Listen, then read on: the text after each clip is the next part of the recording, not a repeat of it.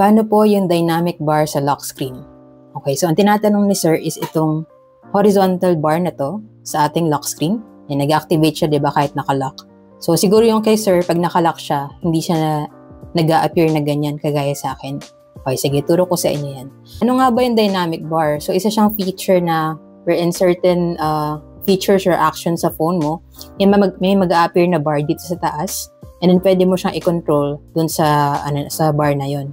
So, paano ba siya i-activate? Okay, so punta ka lang sa settings and then hanapin mo yung special function and then makikita mo dito yung dynamic bar. Right? So, kapag naka-turn off siya, of course, di siya gagana, no? So, kailangan i-turn on natin siya. Yan. Turn on mo.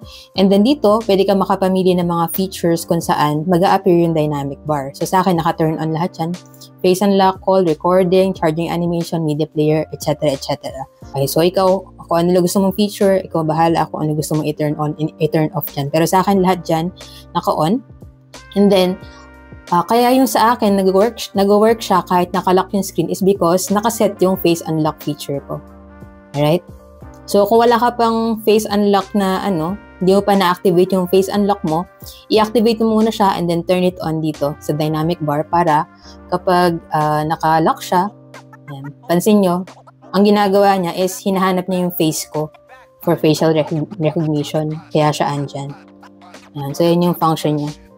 Napakita ko naman sa inyo, for example, sa Spotify, nag-play tayo ng music or podcast. Kung paano siya mag-work. So, try natin mag-play ng podcast.